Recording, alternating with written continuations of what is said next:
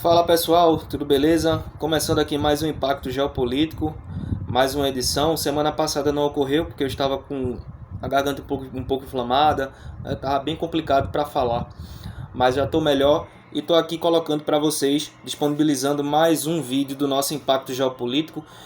Já começo pedindo desculpas por eventuais barulhos, né? Porque aqui no meu local de gravação, próximo a ele, está acontecendo alguns reparos em alguns equipamentos aqui de segurança, né? Então pode ser que ocorram eventuais ruídos aqui na nossa transmissão. Bem, como é que vocês estão? Tá tudo bem? Mas vamos aí trabalhar, vamos começar aqui com mais um vídeo relatando aqui sobre a geopolítica, né? Vamos falar aqui sobre a situação Rússia e Ucrânia, sobre essa incursão, sobre essa possível invasão da Rússia em cima da Ucrânia. A situação está cada vez pior e mais insustentável naquela região. As provocações, as tensões são muito fortes e já é possível dizer que possa ser que provavelmente haja mesmo uma invasão ou uma incursão por parte da Rússia em cima da Ucrânia, né? Já começo essa parte aqui do vídeo lhe fazendo uma pergunta. A invasão russa na Ucrânia, ela está cada vez mais próxima? Será? Vamos ver, vamos descobrir isso aqui no nosso Impacto Geopolítico. Lembrando que hoje, dia 24 de janeiro, amanhã, dia 25, teremos mais outra edição do nosso Impacto Geopolítico para compensar o que não tivemos na semana passada. E estarei também outra vez em cima desse, né? Para muitos o assunto pode ficar repetitivo, mas você tem que ter na cabeça de vocês que essa questão Rússia e Ucrânia, ela não afeta somente lá naquela região, afeta também a gente aqui. A gente tem que pensar que a geopolítica ela é muito importante nas nossas vidas. Vide o preço do combustível. Não é porque o preço do combustível está tão caro, porque a gasolina não para de subir. Tudo bem, houve uma redução, mas a Petrobras anunciou que vai ter outro aumento. E a geopolítica ela tem muito a ver sim, né? Muito a ver sim com esses aumentos de combustível, com essa situação que a gente está passando aqui, socioeconômica aqui também no nosso país. Então, é importante vocês colocarem na cabeça de vocês e ver que a geopolítica não é uma mera curiosidade, é uma besteira, é uma balela, como muita gente diz, para que eu vou fazer geografia na escola? Para que eu vou ter matemática? Para que eu vou decorar a fórmula de Bhaskara na matemática? Para que é que eu vou usar física na minha vida? Para que é que eu estudo biologia? Que isso não é importante, não. Tudo influi, inclusive a geografia sim, a história sim. É importante a gente ter noção e ter ideia do que está acontecendo no mundo, porque isso nos afeta. Pode ser no Irã, pode ser na Rússia e na Ucrânia, mas isso pode nos afetar sim também. Então vamos lá.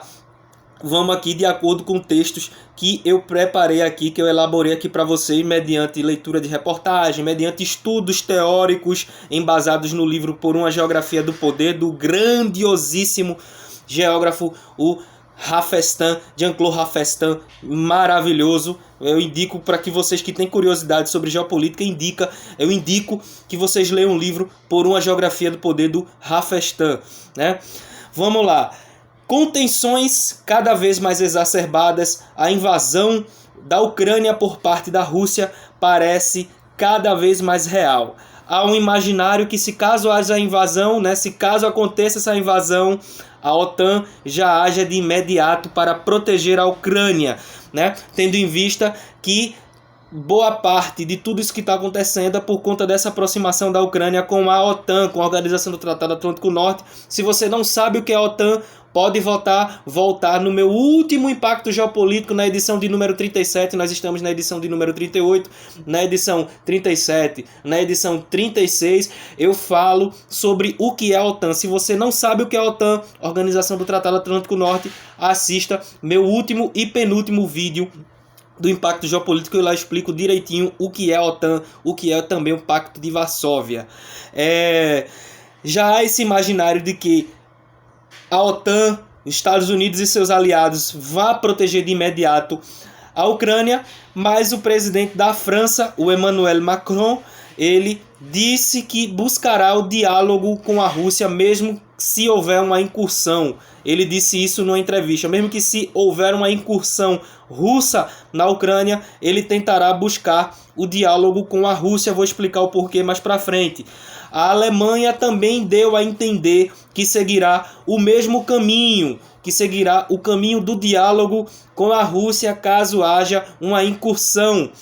Os Estados Unidos, através do seu presidente Joe Biden, disse em uma entrevista, o Joe Biden falou em uma entrevista dizendo que se a Rússia promover uma pequena invasão, se for uma pequena incursão por parte da Rússia, se a Rússia invadir, poucos soldados russos invadirem a Ucrânia, eles vão ver o que fazer. Os Estados Unidos disse que vai ver o que vai fazer caso haja uma invasão, uma pequena invasão russa dentro da Ucrânia. Eles vão ver o que fazer. Essa declaração, essas respostas geraram um mal-estar até mesmo dentro da imprensa, Os Estados Unidos, que tem sido aí o maior aliado da Ucrânia, disse que vai ver o que fazer se caso haja essa invasão. Vai ver o que fazer. Bem, essa declaração do presidente dos Estados Unidos, ela pegou tão mal que logo em seguida, no final da entrevista, a Casa Branca, ela emitiu uma nota. Soltou uma nota dizendo que, abre aspas, 2 pontos e abre aspas, se qualquer força russa atravessar a fronteira, será uma nova invasão. E ela será recebida com uma resposta rápida dos Estados Unidos e da OTAN. Fecha aspas. Essa foi a resposta que a Casa Branca deu. Essa resposta não gerou tão somente um mal-estar na imprensa, como gerou um mal-estar também lá na Ucrânia, que depositou toda a sua confiança em cima dos Estados Unidos e que os Estados Unidos e os outros países da Europa Ocidental podiam proteger, ajudar a Ucrânia. Bem, essa guerra, se caso ela aconteça, que está muito próximo de acontecer, pode ser uma guerra por procuração. O que é isso? É uma guerra indireta entre Estados Unidos e Ucrânia. O que é que pode acontecer lá? Pode acontecer de que os Estados Unidos arme a Ucrânia e que a Rússia invada lá, E essa é uma guerra indireta, que a gente chama de guerra por procuração. Isso acontecia muito no período da Guerra Fria. Por exemplo, essa guerra que houve lá no Afeganistão, na década de 80. Os Estados Unidos armou os mujahidins, e enquanto a União Soviética ela combatia os mujahidins que eram abastecidos por armas dos Estados Unidos. Então a guerra por procuração é aquela guerra indireta, Então, o que pode acontecer é isso, e a Ucrânia está bastante desconfortável nessa situação, tendo em vista que ela pode ser abandonada. Logo após essa carta da Casa Branca endereçada à imprensa, a França mais uma vez reafirmou, disse que não sabe se ajudará a Ucrânia caso haja uma invasão por parte da Rússia. Já começou aqui a barulheira, porque a gente está aqui, eu não vou pausar o vídeo, porque eu creio que dá para ouvir, começou aqui a barulheira por conta desses serviços que estão fazendo aqui. A Ucrânia já cogita, está sendo abandonada pelo Ocidente, e a Rússia se aproveitou disso para fazer uma guerra de narrativas. A Rússia disse que o Ocidente prega a histeria e que a Rússia não vai, mais uma vez, o Ministério da Defesa da Rússia disse que não vai invadir a Ucrânia e que está apenas fazendo exercícios militares. E que se caso aconteça alguma coisa, a Rússia irá avisar, O Kremlin disse que que é a série do governo russo, disse que irá avisar caso haja alguma coisa, caso haja alguma intenção de invadir a Ucrânia. Vocês acham mesmo que Vladimir Putin vai avisar o mundo, não só a Ucrânia, vai avisar o mundo que ele vai invadir? Olha, gente, tô aqui, eu tô invadindo a Ucrânia. Pronto, beleza, a partir de agora eu tô aqui invadindo. Vocês acham que Putin vai fazer isso? Claro que não. Esses exercícios militares que estão sendo feitos lá na fronteira Ucrânia e Rússia são claramente treinamentos para invasão. exercícios que vão mesmo são mesmo para eles estudarem como vão fazer essa invasão, simularem essa invasão, porque já está tudo certo. Então a Rússia não vai avisar coisa nenhuma se for invadir. Então fica aí essa conversa aí, essa troca de farpas, esse disse-me-disse aí, que sim, que não. Mas a gente sabe, a Ucrânia está sendo abandonada, né? A Ucrânia diz que está sendo abandonada. Para vocês verem, o governo ucraniano já pediu para a população se armar, e isso é catastrófico. O governo da Ucrânia já está liberando armas, já está querendo liberar armas para que a própria população se arme contra uma eventual invasão russa. E a gente sabe, o exército russo ele é infinitamente superior ao exército ucraniano. Na questão de armas, na questão de tecnologia, na questão de inteligência, o exército russo ele é infinitamente superior ao da Ucrânia. A Ucrânia seria esmagada pela Rússia. Lógico, não seria fácil para a Rússia derrotar a Ucrânia, mas a gente sabe, a superioridade do exército russo é enorme em relação ao exército ucraniano. Bem, gente, vamos falar sobre outro assunto que me chamou muito bem a atenção, muita atenção, foi essa questão lá dos ataques a drones nos Emirados Árabes Unidos, lá em Abu Dhabi. Abu Dhabi é a capital dos Emirados Árabes Unidos e essa cidade de Abu Dhabi, ela é vizinha a Dubai, que é uma cidade aí muito famosa lá no Oriente Médio. Mas o que é que aconteceu para terem esses ataques? Me perdoem. O que é que aconteceu para ocorrerem esses ataques a drones lá nos Emirados Árabes, lá em Abu Dhabi, próximo a Dubai? Bem, a gente sabe que está ocorrendo a guerra civil no Iêmen, né? O Iêmen é um país muito instável, é um país que teve aí a sua primavera árabe. Houve a derrubada do governo do ex-presidente Ali Abdullah Saleh. Ele governou o Iêmen de 1978 até 2012. Ele caiu e após a queda dele, o país virou um inferno. Já era um inferno, esse inferno piorou. E existem vários grupos disputando o poder lá no Iêmen. Existe o grupo Houthi, que é um grupo islâmico xiita, apoiado pelo Irã. E existem outros grupos sunitas que são apoiados pela Arábia Saudita.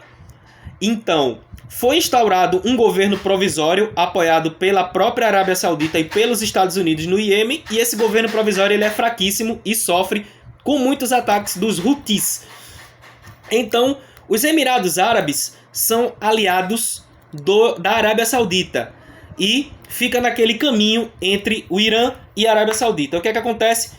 Por essa aliança dos Emirados Árabes com a Arábia Saudita, os Houthis atacaram a capital dos Emirados Árabes, Abu Dhabi, que fica muito próxima a Dubai. Então, houve esse ataque justamente pela aliança dos Emirados Árabes, a Arábia Saudita, que também são aliados dos Estados Unidos, que os Estados Unidos são inimigos do Irã, enfim. Existe essa guerra por procuração também. Por quê? Porque a Arábia Saudita ela é inimiga do Irã. Por quê? Por questões religiosas. A Arábia Saudita ela é sunita e o Irã é xiita. E existe essa guerra teológica que também é um conflito armado. Aí, o que é que acontece? Existe também essa guerra por procuração. É uma guerra indireta entre a Arábia Saudita e Irã lá no Iêmen. O Irã arma os Houthis e a Arábia Saudita arma outros grupos rebeldes sunitas. Enquanto um vai armando o outro, a gente tem a dar a entender que essa é uma guerra indireta entre Irã e Arábia Saudita.